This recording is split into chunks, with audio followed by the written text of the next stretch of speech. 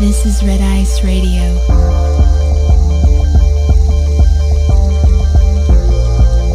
From the dream to reality.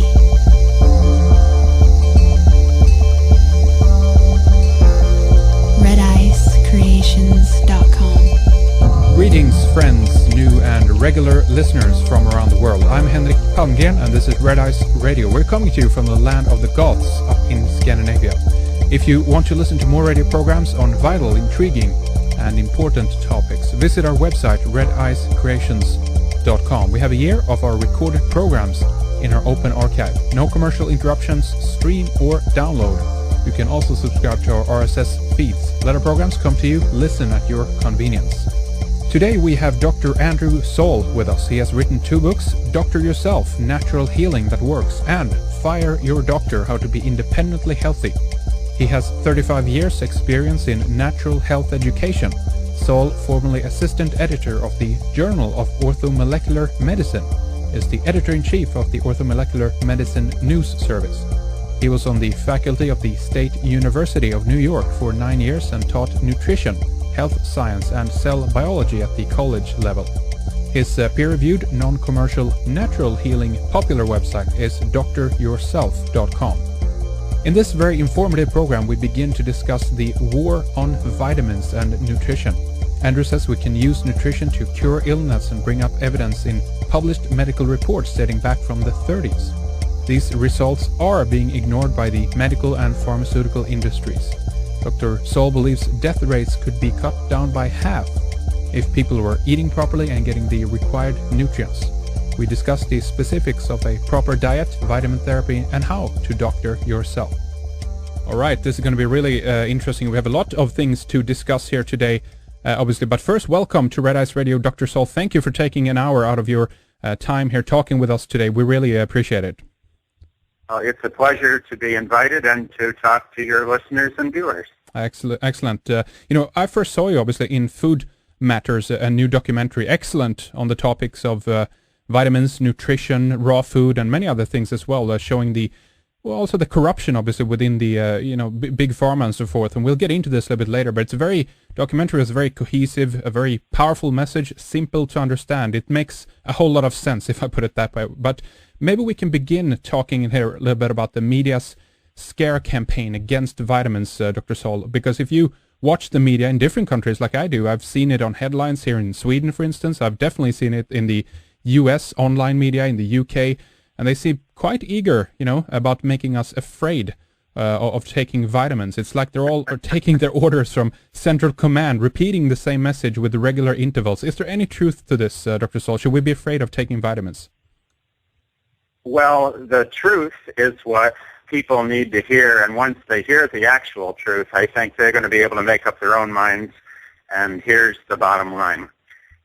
When we actually look at the statistics, and I and my editorial review board have done that for the Orthomolecular Medicine News Service, we took an actual look at 27 years of poison control center statistics compiled from coast to coast in the entire United States of America.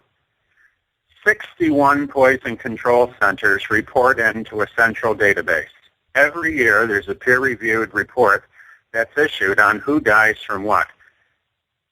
We took a close look and found in 27 years a total of 11 deaths were attributed to vitamins. Now that's pretty low. That's not even 1/2 of 1 death per year, making vitamins automatically far safer than the safest of drugs. For example, even the Journal of the American Medical Association has admitted and printed that approximately 106,000 Americans die every year from prescription drugs in hospitals taken as directed and correctly prescribed. Yeah, that's amazing. This is not right. It does not include errors. It does not include abuse. It does not include drugs that people take outside of hospitals. So over 100,000 Americans, and this is just America, 100,000 Americans a year are dying from properly taking drugs properly made and properly dispensed. And there isn't 1/2 of one death per year from vitamins, even if you include trying to hurt yourself. And, of course, with vitamins, one of the nicest things about them is that they have a huge margin of safety. But we didn't stop there. We were thinking, I'm not sure. We weren't sure. Is it sure that 11 people actually died from vitamins in 27 years? So we took a closer look at the research, and we found out that there was no confirmation or substantiation or evidence that any one of those deaths was caused by a vitamin. In fact, it was specifically mentioned that they didn't know, or it probably wasn't. So didn't know and probably wasn't translated into a death. So in 27 years, there has not been one death from a vitamin. Yeah. And yet, what have you heard on the television, on the radio, on the internet, on the newspaper, in the magazines? You constantly hear something along the line of, vitamins, well, they may do more harm than good. You better not take them. Yeah. Just eat a good diet. Well, you can't, and people don't. I say can't because very few of us get wholesome, unprocessed organic food, and it's expensive. One of the advantages of vitamin supplements is that it's cheap. For instance, in the United States, in a supermarket here, it's very common to see oranges on sale all through the year, and an orange might cost $1. Now, $1 for an orange gets you at most 100 and some milligrams of vitamin C, and that would be if it were a very fresh, high-quality orange. Mm. Yet you can go to a discount department store, a big box store as we call them, and you can purchase vitamin C in a bottle. And the vitamin C in a cheap vitamin C supplement is 800 times cheaper than the orange. Yeah. In terms of vitamin C content. Yeah. Now, there's other good reasons to eat oranges, and we should eat fruits and vegetables, but we are not getting enough vitamins in those. The fact of the matter is deficiency is our problem. Vitamins are the solution. And this obviously ties into this idea that humanity for quite some time now obviously grown a lot of their produce, their food on the same places. We have this issue of the topsoil being depleted, and there's simply not enough nourishment in the minerals in the soil itself, and therefore, would you say that the food is probably very much different today than it was, I don't know, say 100, 200 years ago, maybe even more? Well, we know for a fact it is. An analysis of protein content of wheat has showed that the amount of protein in most commercial wheats is about half what it was 80 or 85 years ago. We know for a fact that studies of soil today show that many of the trace nutrients that you would find in really rich, lush, deposited along the Nile River during the flood soil, that type of soil, right. There's no comparison. The good news is, if you have even a tiny space of land, you can grow your own food, and a lot of it, for practically nothing, and you can make your own good soil. I live right off Main Street in a college town, and when I say right off Main Street, I mean the Main Street is 20 feet from my front door. And my backyard is a whole other world because my entire backyard is a big organic garden. Now, not only is it fun to do and good exercise and beautiful, but I produce an enormous amount of produce that is organic, tasty, and inexpensive. So people need to understand that growing things like lettuce and tomatoes, growing things like potatoes and beets, green beans, squash, it's very, very easy to do. And if you take your kitchen garbage and compost it, and if you add in eggshells or other bits of organic material, you can make good soil. To that you can add leaves, and pretty soon you're all set. There's an amazing advantage here. Just because the farmers use chemicals doesn't mean you have to. That's right. Just because the doctors give drugs like crazy doesn't mean you have to. There's another whole body of knowledge, and it involves using nutrition to prevent and reverse serious illness. See, everyone agrees that nutrition is good. The argument is over dosage. And the secret with vitamins is that it's the high doses of vitamins that actually cure illness. So now we're taking it a notch further. Prevention is good, but what really interests me is that you can halt and reverse multiple sclerosis by using vitamin C, niacin, and thiamine. Niacin and thiamine are two of the B vitamins. This work was first shown by a chest physician, a chest specialist named Frederick Robert Quenner back in 1951, 60 years ago. Yeah. And he's just one of many physicians that use vitamins therapeutically. Dr. William Kaufman, a medical doctor and a PhD, was curing arthritis with niacinamide, a variant of niacin found in most supplements, in 1938.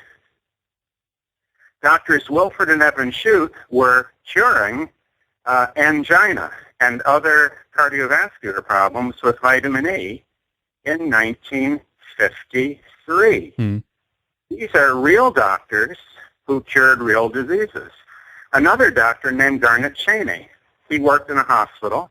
He worked with people with peptic ulcer, bleeding ulcer, so bad that they had to go to the hospital. Normally it takes the hospital, back in the 1950s when the study was done, normally it took about a month for a person to recover to be sent home from this, and they were usually in pain for a week or 10 days, even with drugs. Dr. Cheney had them pain-free in 3 days and sent home in 10 days, a third the time. His therapy was 4 glasses a day of fresh, raw cabbage juice.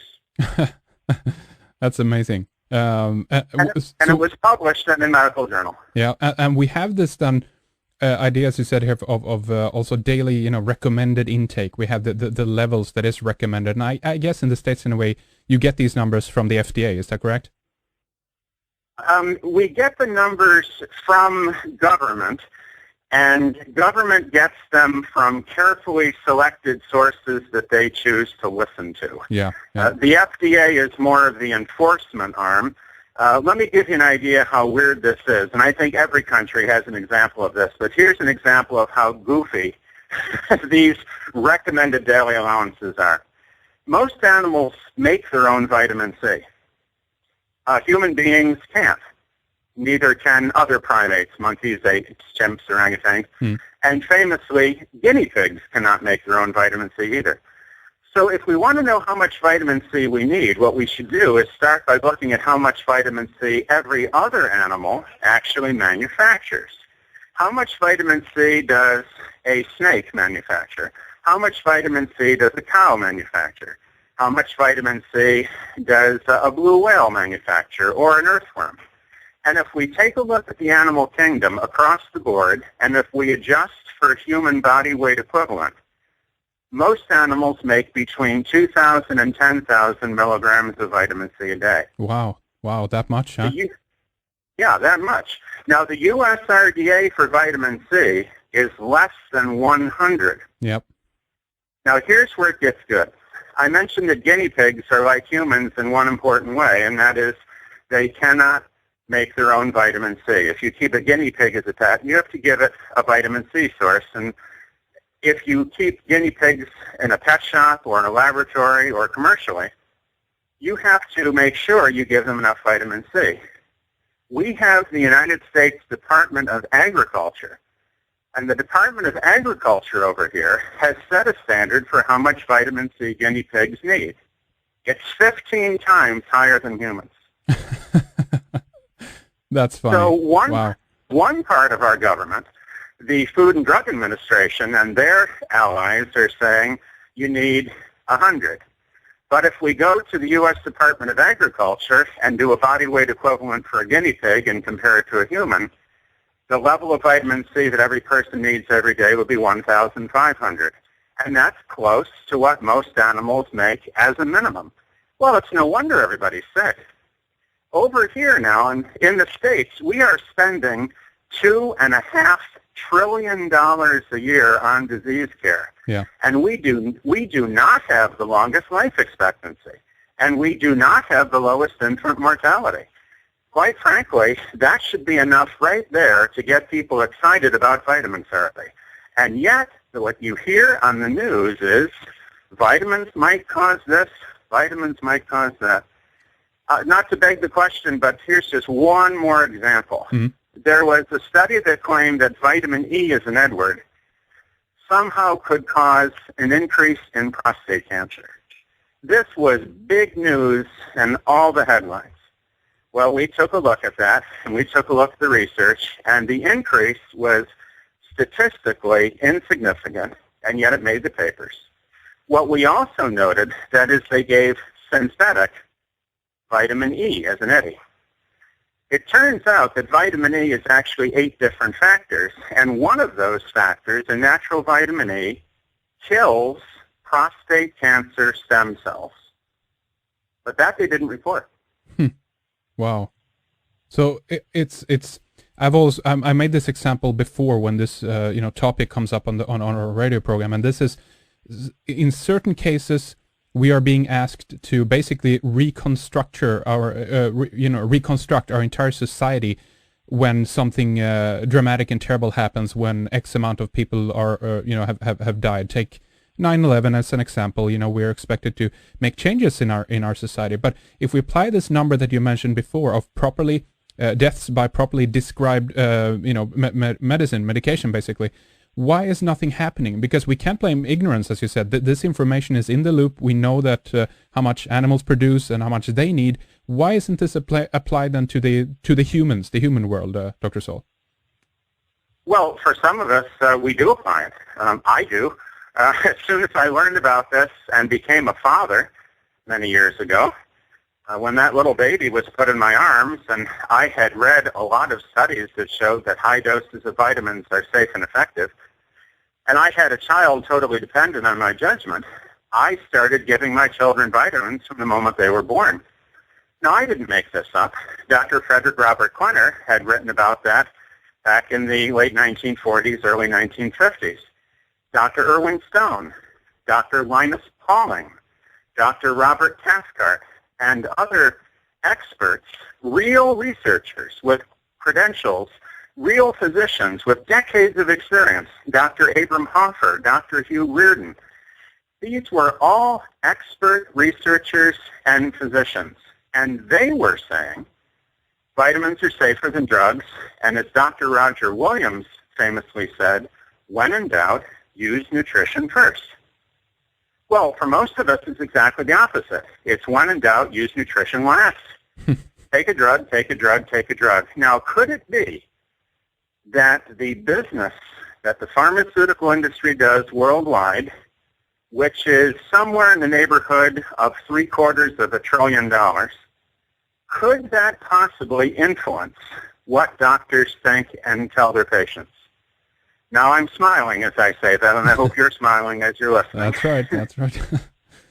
There was a peer-reviewed study that did, in fact, confirm that medical journals that receive the most pharmaceutical income from advertising are least likely to publish a study showing a benefit with nutrition and more likely to publish a study showing that nutrition is evil. This is directly related to the number of pharmaceutical ads. This was a very carefully done study. Here's another one for you. People sometimes talk about vitamins and nutrition and such, and they make reference to, say, the Gerson cancer therapy, developed by the German physician Max Gerson, who was living in the United States back in the 1930s and 40s and 50s. Dr. Gerson said that nutrition, organic food, lots of vegetable juices, some vitamins, and no junk food and no additives and chemicals, a really good diet, he found, could in fact stop and in many cases reverse cancer. Now, the funny thing is that people have often considered the Gerson therapy to be kind of on the edge. Mm-hmm. When His Royal Highness Prince Charles made a statement in favor of the Gerson therapy a few years ago, saying that he knew someone who had cancer, had been given up as lost, and went on the Gerson therapy, and 7 years later was alive and well. And the prince said, maybe we should look into this. Well, the press ripped him to pieces over That's this. right. They've always done that with him when he comes out. He has some other interesting alternative treatments that I've heard about, but they always put him in that kind of light. It's interesting, isn't it? Because they know he would have the knowledge on how to get back on track, if something would happen. Yeah.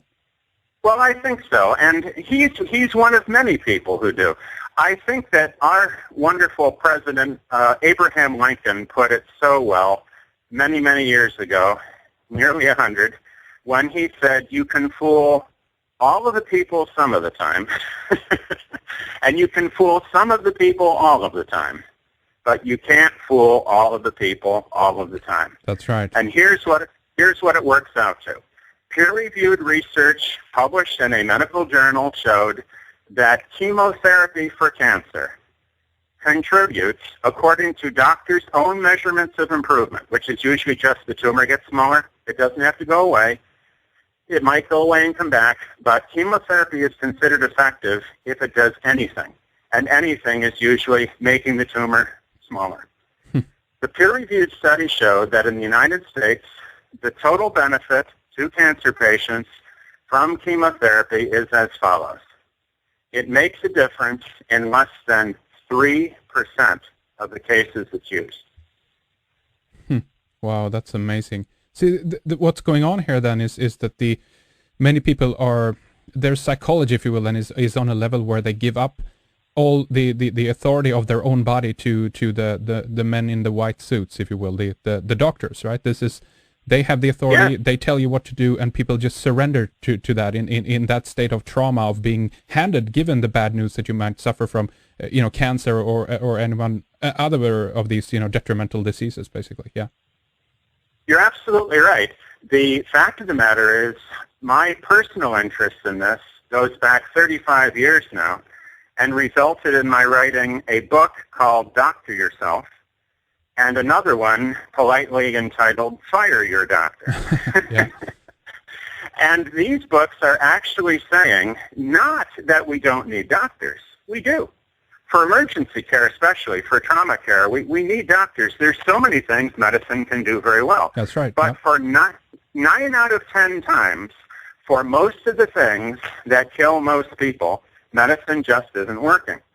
I think what you should do is not avoid doctors totally, but go to the doctor if you want to, listen what they have to say, but don't necessarily do it. Now look into it and get a second opinion. There are alternatives out there, and these alternatives come from other doctors. As I think it was Buckminster Fuller said, it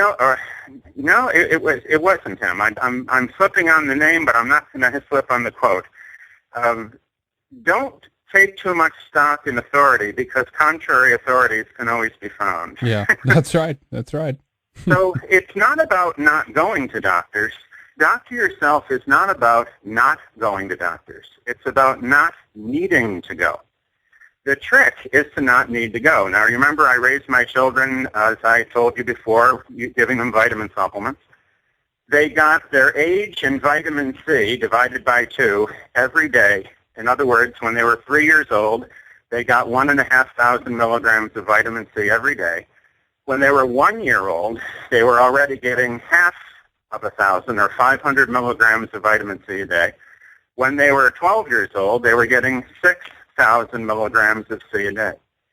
In addition to that, they were raised on a very low meat diet, not totally vegetarian, but very little meat, if any, and some dairy products and eggs, and a lot of wholesome, unprocessed food. And naturally, we had our own garden as well. The thing that people need to know is that using nutrition is always a good thing to try. Using drugs may help, but using nutrition is always worth trying. Here's how well it worked for me. Maybe I was just lucky, but my children never even met their pediatricians. Yeah.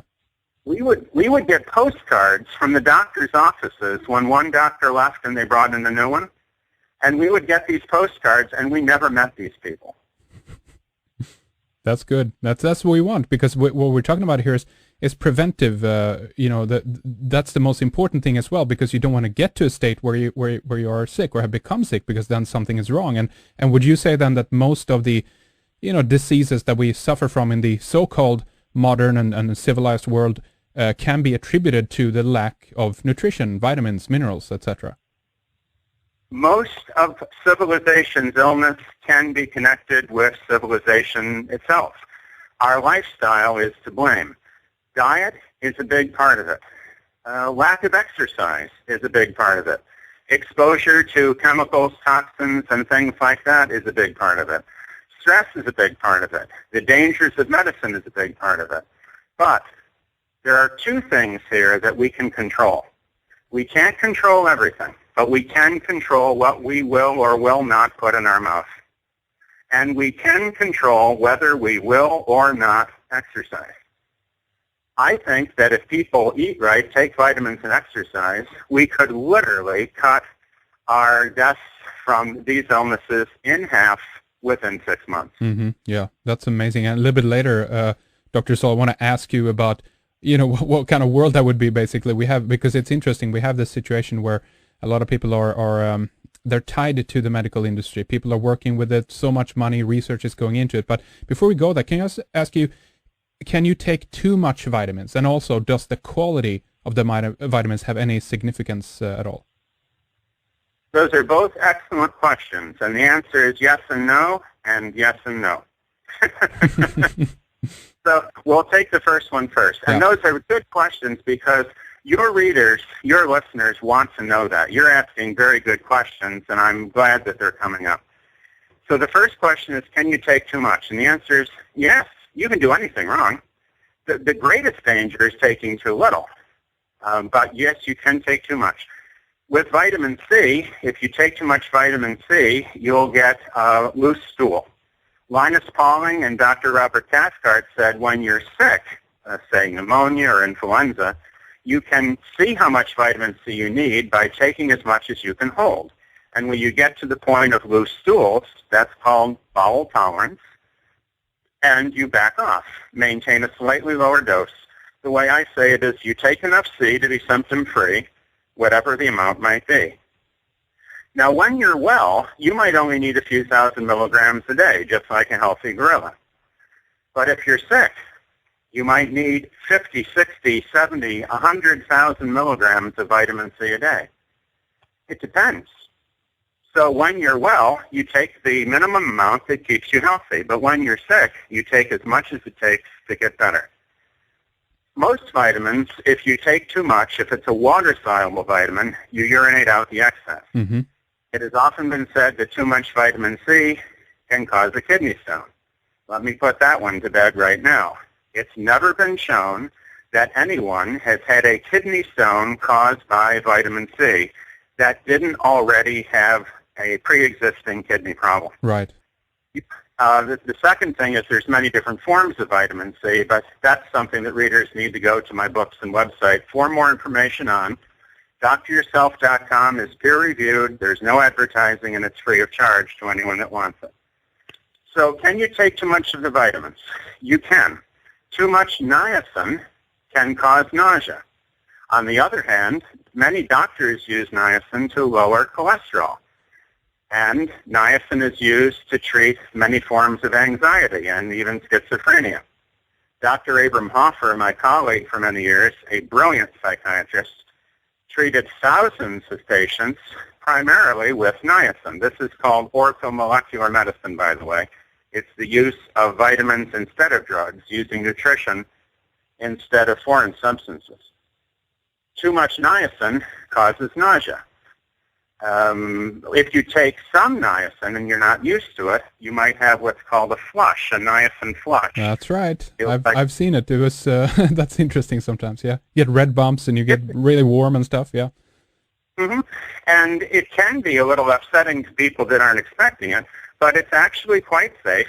And people that flush, some people enjoy it. I do. Other people really can't stand it. Well, they can get a kind of niacin that doesn't even cause the flush if they wish. So the answer is, can you take too many of some vitamins? Sure. That's why you need to read. The biggest problem of taking too many vitamins is wasting money.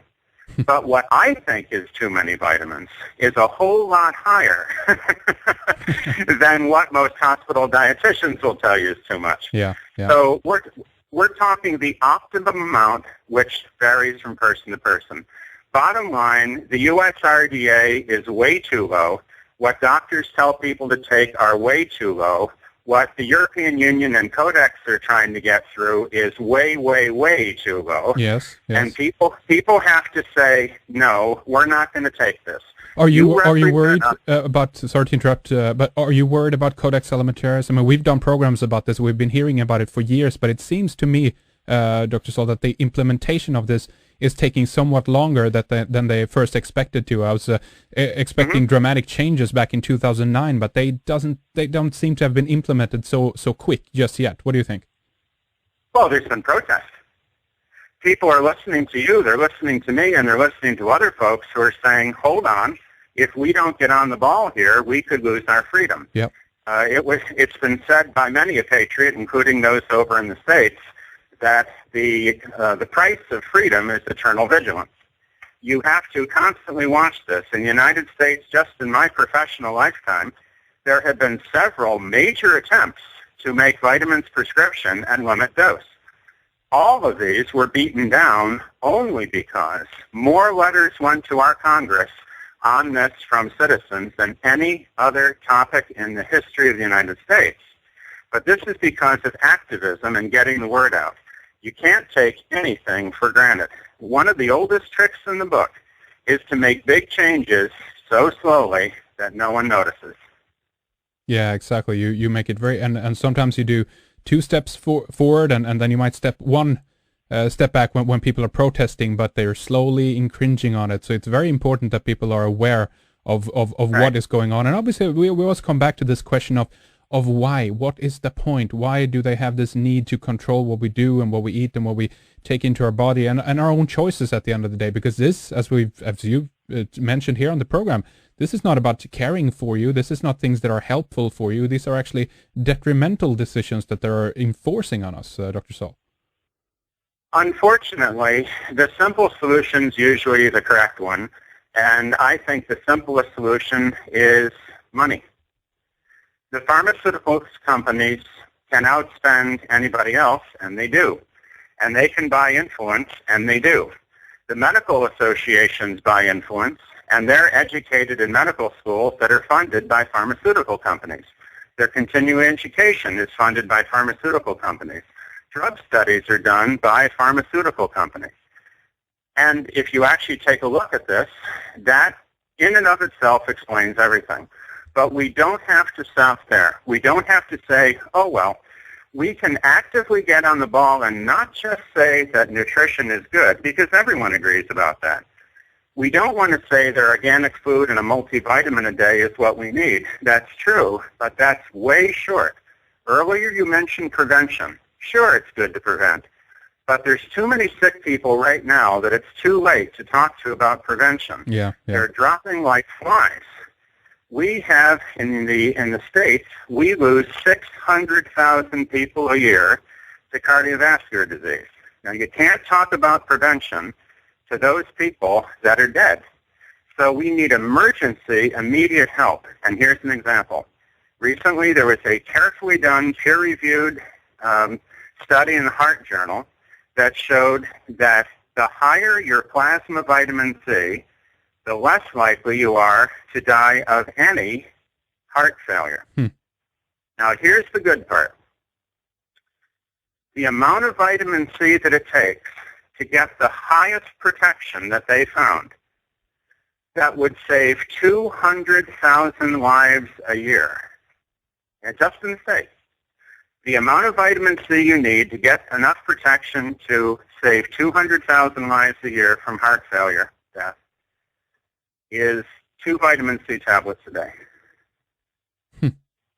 Yeah, it's incredible.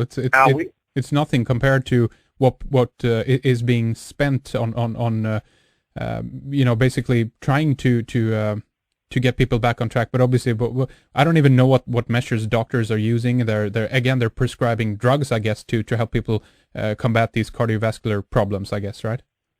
Oh, indeed they are. In fact, the whole study was defined on that. And believe it or not, the study never even looked at supplements. It simply said, oh, people that have more vitamin C must be eating more fruit. They never even stopped to ask the question, would a supplement do the job? Yeah.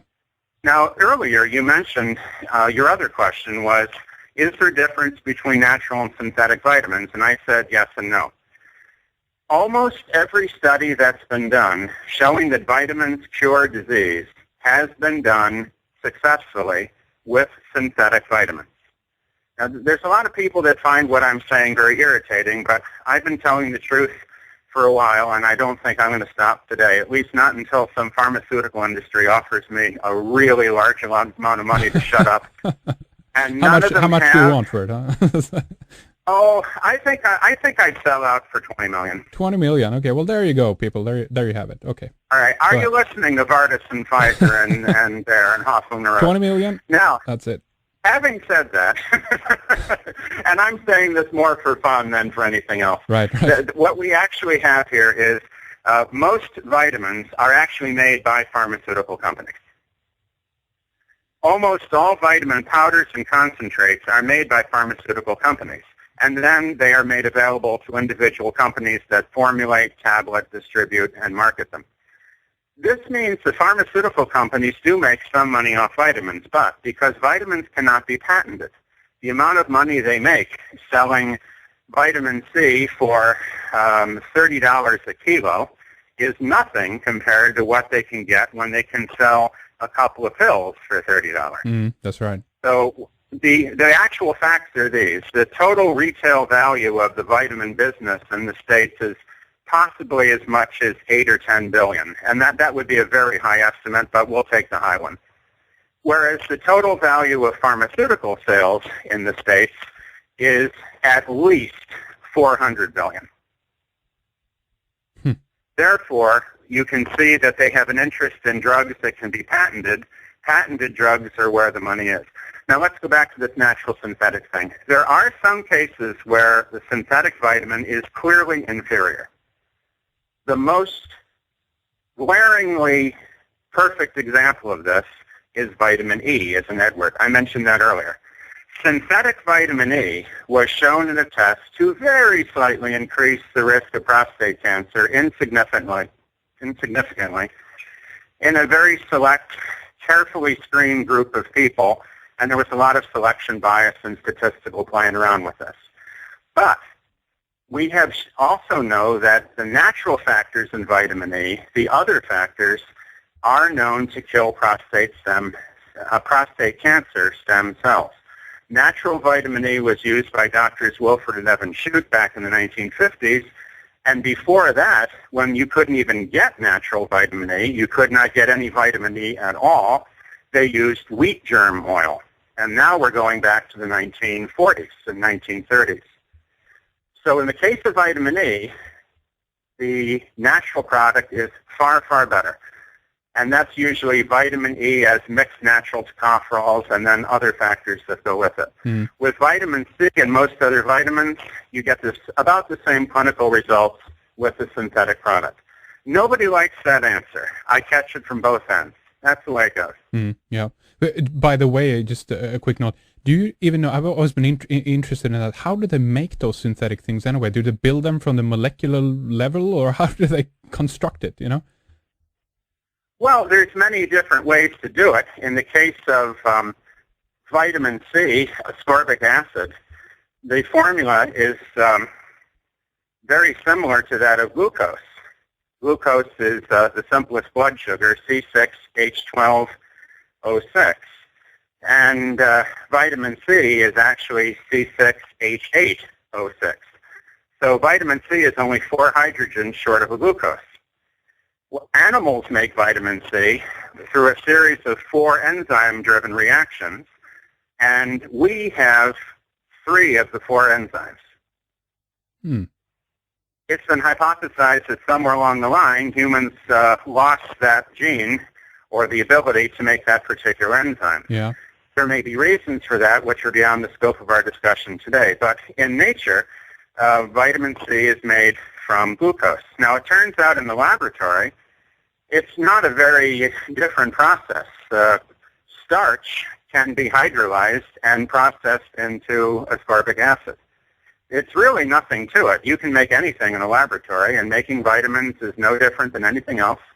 And I don't have a problem with people buying cheap synthetic vitamins as opposed to not buying any at all. Mm-hmm, yeah. The best thing about synthetic vitamins is that they are cheap. The worst thing about it is that in some cases, such as vitamin E as an Edward, people will be missing the benefit unless they spend more money and get the natural form.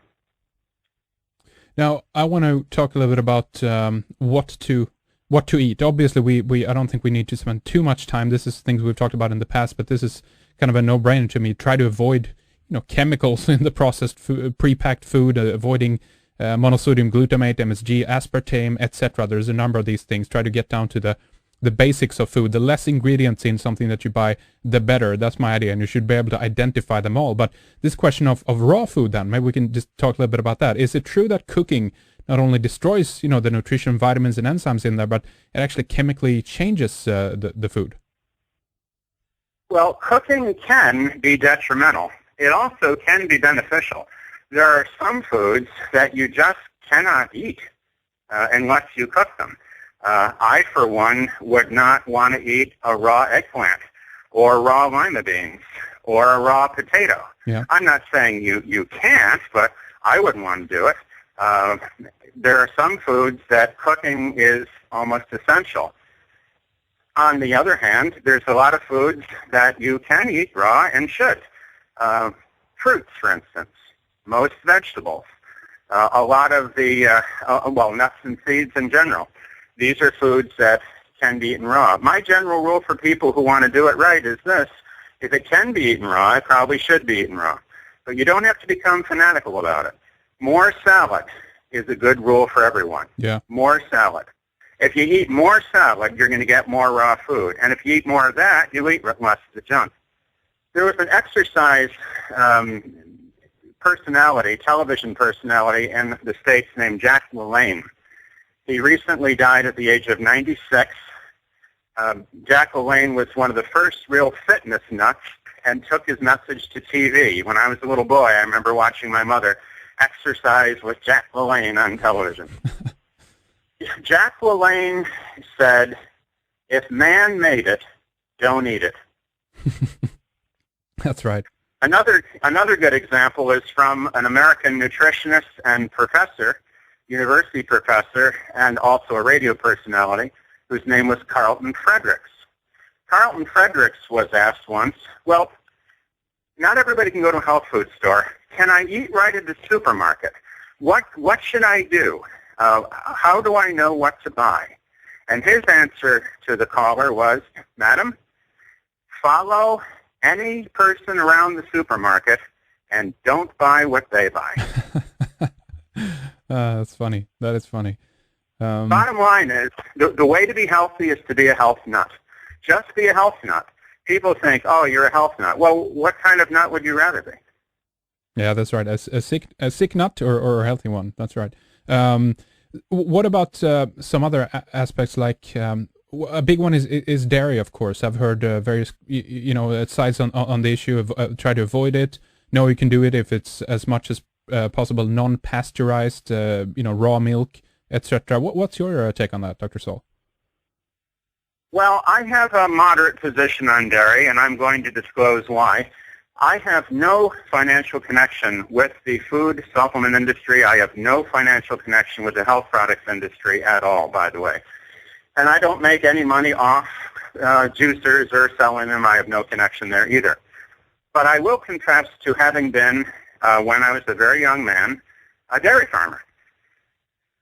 So I used to milk 120 cows twice a day, getting up at 3:30 in the morning and being knee-deep in you-know-what by around 7:30. And I know a little bit about the dairy industry.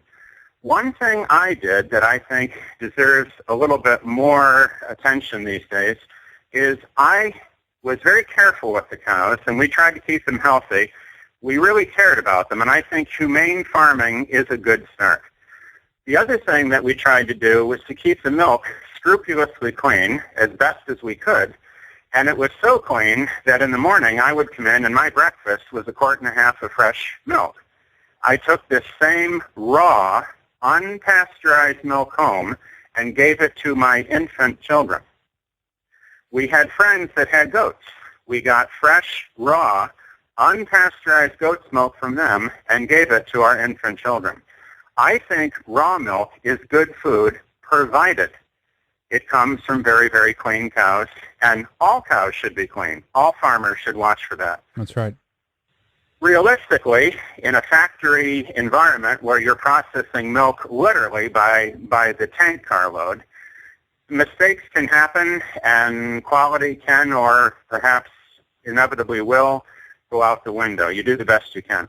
Some people do better with no dairy at all. Dr. Abram Hoffer had lots of colds and lots of headaches, and he said that when he stopped eating dairy products, he never had another cold again or another headache until he started eating dairy products. And when he stopped again, they went away.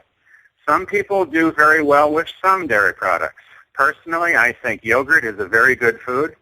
I think some high-quality dairy products are good. Even Mahatma Gandhi, one of the most famous vegetarians in history, ate goat's milk cheese.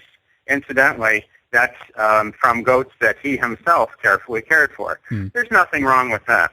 But the homogenized, ultra-pasteurized white water that they sell in supermarkets nowadays, I think, is not food for any calf or any kid or any child. Yeah, that's right. Cheese has merit, but I think of all of them, fluid milk is probably the first to go. Cheese and yogurt, I think, are good foods. Okay, yeah, and it's true. I think that everyone is different too. And do you think that metabolic type and even blood type, differs here in terms of what is good, for you, basically?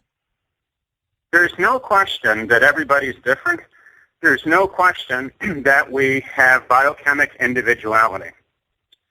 Dr. Roger J. Williams, professor of chemistry at the University of Texas and discoverer of one of the B vitamins, was very, very big and very strong on emphasizing that people's nutritional needs, like many of their other needs, are highly personal. And this is why the whole idea of an RDA, recommended dietary allowance, is so silly. It's like one-size-fits-all underwear. Right, right. If there's a minimum wage, is that the most that anyone should be allowed to make? We have to ask ourselves, do we really want a standard that is so uselessly low to be meaningless? Yeah. Now, when we consider the individuality, sometimes people can take this a notch further than I'm willing to take it. What my knowledge of science is, and I have taught it at the university level, biochemistry, cell biology, other subjects related to it, I don't think that blood type specifies a diet. However, having looked at books that talk about the different diets for different blood types, I think each one of those diets is a good diet. So I think no matter, you can't lose. Yeah. If the diet they have for A is this, and B is that, and O is that, and all three diets are healthy, then everyone's going to benefit. I do not think blood type determines your specific dietary needs. I may be wrong, but that's my understanding at the present. Mm-hmm, yeah. But what do you think then about our, I don't know what to call them, our daily drugs perhaps, like coffee, tea, and I think we even can put actually sugar in that category as well. Are these to be avoided by all cost, or is there a moderate usage of these? What do you think? Well, there is. If you're going to use drugs, definitely use coffee and tea. Caffeine in coffee and tea is moderate in quantity, and to some extent it's moderated by the other chemicals that are in the natural food. I used to teach, I actually taught in two penitentiaries, two state prisons in this country. And I taught a course called Drug and Alcohol Use and Abuse. And I always thought it was funny that I was teaching prisoners, by the sound of it, to use and abuse alcohol. and drugs.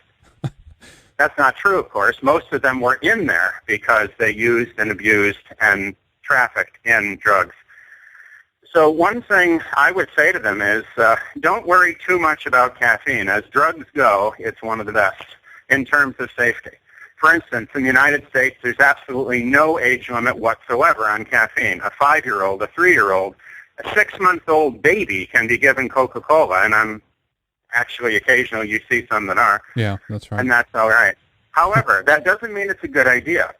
Caffeine can really help with things like dexterity and staying awake if you're driving or if there's some other reason when you need a gentle stimulant. But some people are terribly sensitive to it. One lady, after 1 cup of coffee, had her heart rate go to 275 beats a minute. Wow. Well, for her, caffeine was literally deadly. Yeah. Another problem with caffeine that is greatly understated is caffeine psychosis. Some people with diagnosed mental illnesses turn out to simply have a severe cerebral allergy to caffeine. So here we are. For some folks, a little caffeine, a cup or two of coffee a day, I don't think is going to harm hardly anybody. I think when you push it up to 5 or 6, you're walking the line. And people that down caffeine in large quantities are going to have permanent changes in their heart rhythm. Here's the catch. It isn't just coffee and tea anymore. There's caffeine in colas. There's caffeine in that horrible soft drink called Mellow Yellow. It has more than cola. A lot of things contain caffeine. Extra strength pain relievers contain caffeine. It's the total dose of caffeine. This is the problem with artificial sweeteners such as aspartame. When the first studies were done, it was figured that no one would ever consume more than 6 cans a day of aspartame-sweetened soda. But now it's in pudding and it's in other desserts. It's in many different products, and people are consuming far more of this synthetic fake sweetener than was ever planned. The basic rule is common sense. Should you avoid caffeine? Yeah. If you want a cup of coffee, is it going to do you in? Probably not. Yeah, it's good. I like that approach too. It's a balance, and always, as always, you have to try it out for yourself, and to some extent, then experiment a little bit and see how you feel, and maybe go off things for a certain period of time, and then later try it out in moderation again and see if you get reactions to it. There's a number of ways you can go about this, but yes, that's a very intelligent way to do it. And the interesting thing is that that's how doctors test a drug on a person. They say, well, I heard about this drug. It's supposed to help what you have. Why don't you try it for months and let me know if it helps you? Yeah. A therapeutic trial. Well, let's do that with food. Let's do that with vitamins. People are not a bunch of dummies. When people realize that they not only have to be their own doctor, but they can be. I don't mean you do your own surgery, but you manage your own case. You can learn more than your doctor knows about nutrition. In fact, I'm sorry to say in the United States that it's easy to learn more than your doctor knows about nutrition. They don't have it in medical school. At most, they have one single course. I taught at a chiropractic college, and at the chiropractic college, they required 2 nutrition courses. And that doesn't exactly make you a candidate for the Nobel in dietetics. Most doctors know almost nothing about vitamin supplements except what they read in their journals. Journals that are bought and paid for by pharmaceutical advertising. Yeah. What level do you view this on now at this stage? Are we talking about, I mean, could this be looked on as I don't know, genocide? If Big Pharma, if they're responsible for all these people dying every year from consciously withholding information, or if it's just simply taking out of our journals altogether, controlling regulators, etc. There's a number of things that they're responsible for. How do you view them? Well, I view it as an extremely serious problem, and I'm more interested in going person to person directly and fixing what's wrong with them first. when I sit down with a client, the first thing I want to know is, are they sleeping and are they in pain? And then from there, we go further. I believe we have to take this to individual people. I am not going to spend my time trying to change government, although I have testified before the Parliament of Canada, and I've been active in lobbying in the United States. I'll do it when I have to. But what I really think we should spend our time on is finding sick people and making them well. I realize that sounds simplistic, but in the end, when I die, I would like to know that I helped some people stay alive that would have died for sure. There was one little girl brought to see me. She was 10 years old, just an adorable child, and she had a very, very dreadful disease. Her platelet count, platelets are involved in blood clotting, her platelet count was extremely low and getting lower with every passing month. She had gone to every specialist and hospital that I knew of and that her parents knew of and that her doctors knew of. They had tried literally everything. So the mother brought her in to see me, and the mother, if you can imagine a person who was just a nail-biting nervous wreck, that was the mother. The little girl, on the other hand, was very calm, and she had been told that her illness was fatal. She was 10, and she understood what her illness was. And the mother, of course, understood all too well as well. So the question came up, could nutrition possibly help? And my answer was, I don't know. I've never seen a case like this before, and I realize it's very serious. But I looked it up, and I just checked the role of platelets and nutrition. And I found out that vitamin K and vitamin C were both involved in manufacturing platelets. So I suggested that the little girl eat a jar to 2 jars full a day of fresh raw alfalfa sprouts, which are high in vitamin K, and take 10 to 15,000 milligrams of vitamin C. Remember, she's 10 years old. Well, she did it. She ate jars full of sprouts every day, and you can believe her mother made sure she did. She took her vitamin C every day in divided doses. That means she didn't take 10 or 15,000 all at once. If you do that, you'll get loose bowels for sure. She divided it out. She took a little C every hour. Within 2 weeks, the mother called me up, and I thought the woman was the happiest human being I'd ever heard in my life. She said she's been back to the doctor. Her platelet count is 80% of normal. She's going to live. She's going to live. Oh, she was just off the wall with delight. In 2.5 weeks, this little girl's platelets went from some impossibly low number, I think it was below 10% of normal, to 80% of normal. And the only thing she did was eat fresh raw alfalfa sprouts in quantity and take a lot of vitamin C. Now, that's where it's at. I've tried to tell doctors about this. Most of them don't want to hear it. Why? Well, we're going to help people anyway. Why do they don't want to hear it? Yeah. Maybe they're busy. Maybe they were taught in medical school that there's no value. Maybe if they didn't learn it, they think it's not worth knowing. Maybe they have pride. Maybe they just have been in the trenches too long. You talk to an oncologist about intravenous vitamin C to fight cancer, and the oncologist has seen patients die day after day after day. Imagine how depressing it would be to be an oncologist. Yeah. And along you come with good news that intravenous vitamin C, 60,000 milligrams every other day for 2 weeks, followed by 40,000 milligrams a day orally, will kill ovarian, colon, and pancreatic cancer, will destroy the tumors. Now, colon, ovarian, and pancreatic cancer are very, very serious.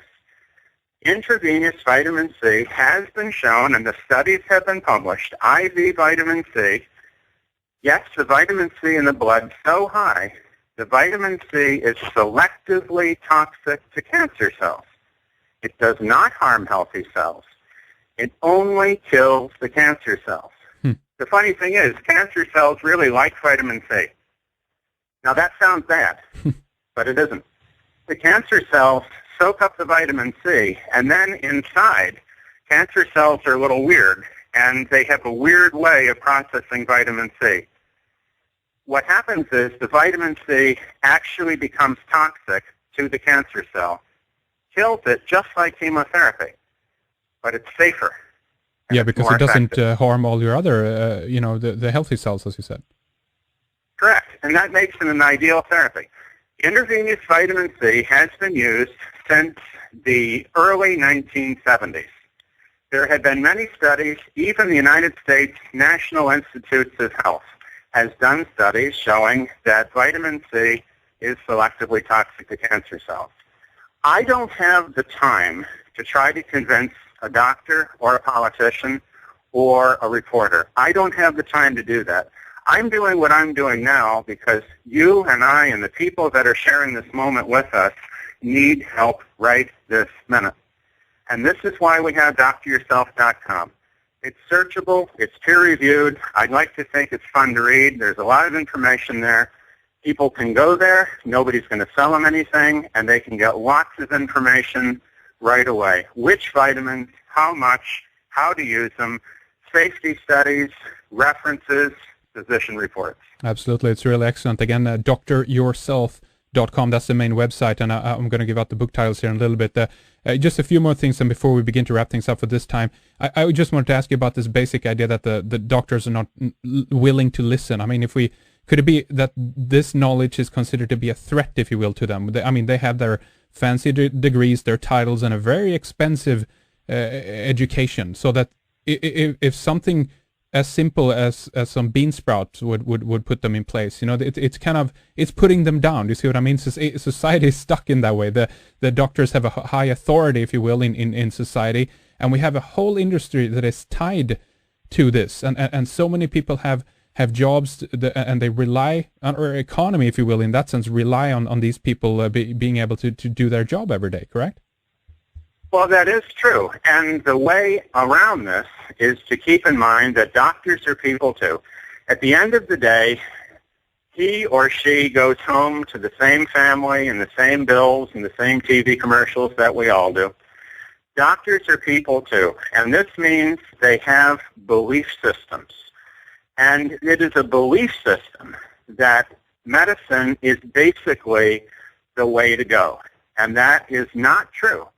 The best way to go is the way that is the safest, cheapest, and most effective for the patient. Underline safest. Nutrition is safe, cheap, and effective, and we have all been taught our whole lives that anything that's safe and cheap can't possibly be effective. I have a lot of academics and physicians as friends, and when I mention these things to them, they have never heard them before. Harvard published a study on AIDS. They gave vitamin supplements to people that were HIV positive or had AIDS.